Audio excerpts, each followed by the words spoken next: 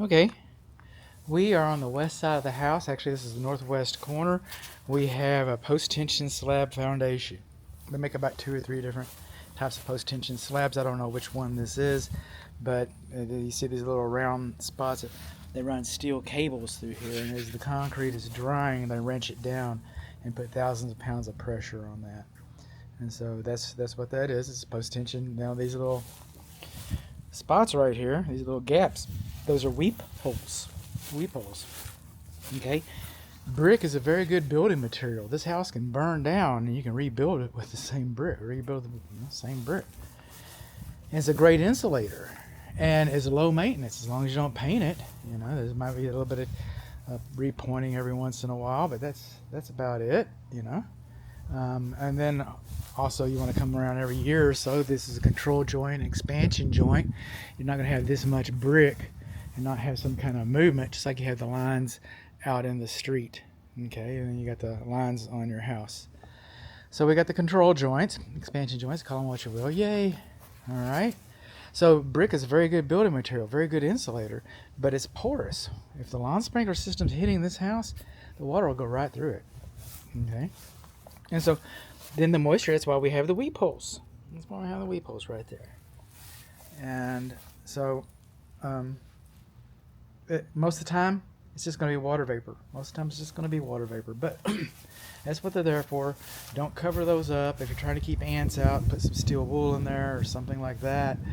But this is it. It's a brick house. Now, over our fenestrations on this structure, we do not have any brickwork, so we do not need metal lintels over there.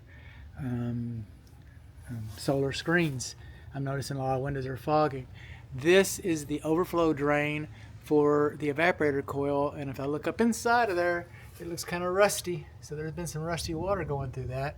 And they put this over the window, so if you look out the window and you see the water coming down, you know you got a problem. That's a good thing. I would have been saying we had a problem if I didn't see it there, or if it wasn't positioned over the window, so that's fine. That's fine. The brick's coming along. Now these bushes, rose bushes, they're going to tear your screen up. These rose bushes are going to, obstruct your access to your gas meter. Carpenter ants can crawl up these and go on into the house. And if you look about farther inside of here, can I get down in there? Yeah, we've got some wood mulch down in here. Got some wood mulch there. Wood mulch down in there. Wood mulch coming along. Is it under the drip line? Yeah, it is. Wood mulch going all along there and around the corner. Okay, we've got soffit vents. We've got a medium roof covering. If I can get a picture of that. I don't know how to work this camera. Wait a minute. Can I do that? I can. Check me out. Okay. I learned a new trick. Tree should not be closer than 25 feet to the structure. Okay, the roots can grow up and rob moisture. You need an even amount of moisture around your structure. Also, the roots can cause movement and cause cracking. You can look at see what they're doing to the sidewalk right there. See the way that sidewalk right there is moving? You think this tree can move that house? I do. They have root barriers that you can use. Root barriers are not permanent, by the way, but there's a root barrier system that you can use. I have a feeling that the homeowners association is going to be kind of I don't know how much leeway. Well, they don't have a tree. They don't have a tree. Yeah, they do. There's a tree right there. Okay. So moving on along. Coming on along, we're starting to see, this window might not be actually fogging. Okay, but this is like a tent that is breaking down. You see that? Can you see that? But then I look at a couple of these others when I came in, and just a little bit ago, the sun's moved just a little bit. This one's fogging.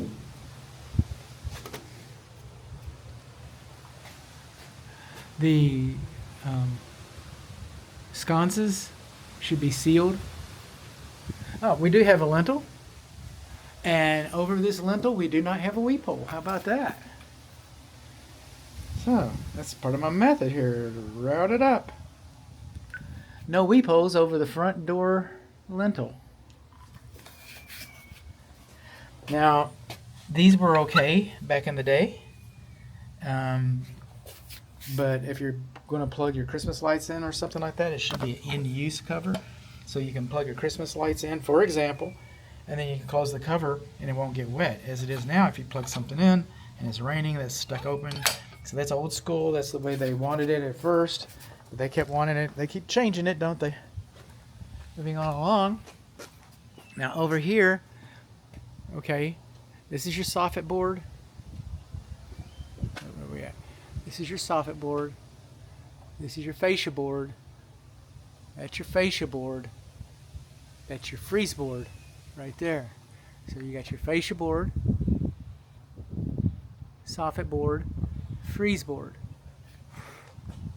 And what we got here is our freeze board is in direct contact with the roof covering. Now over here we got 3 shingles that look like they're smiling at us or grinning at us. Okay, they weren't nailed properly, and it causes them to sit up like that, and they need a little bit of sealant underneath there. And then this rain gutter right here is collecting water. Okay, and this rain gutter right here down there is collecting water. The rain gutters are not draining like they should. It takes the water to the corner, but it does not take the water around the corner. And this one, you can even see how the rain gutter is kind of drooping right here. So this rain gutter should be taking the water to that corner, and it's not. Okay. Fresh paint and all that jazz. Sconce should be sealed. Condensing unit is not level. Condensing unit is not 3 inches off the ground. Condensing unit coils are dirty. Condensing unit has bent coils. Condensing unit is 25 years old. Condensing unit has R22 refrigerant in it. The condensing unit low pressure piping was not properly insulated, and our service valve ports are not present there.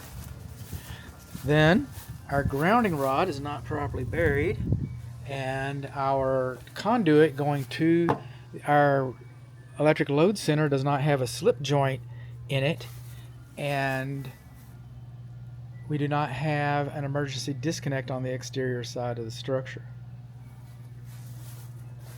Now, this is the best part. I was waiting for this. This is one of the gates. More wood mulch. More wood mulch. But this illustrates my story. Where do termites live? In the ground. Oh. What do they eat? Dead wood. Oh. What's wood mulch? Dead wood on the ground next to your house. It's called a clue. It's called a clue. Do you have to have termites here? No, you don't have to have them. But if you call me up and say, Bud, termites are all along the east side of our house, I'm going to say, where that wood mulch is? And you're going to go, yeah. I say, I'm not surprised. Another thing that we got over here, it's kind of interesting. We're zigzaggers. It's not just here, but we got several fence repairs around the gates, both of the gates. But this ground right here, somehow or another, I had that this was negative drainage towards the garage. Somehow I had that. Why is that? Well, it kind of looks like it from this angle. Let's see how it unfolds. My bifocals, okay. My bifocals are messing with me.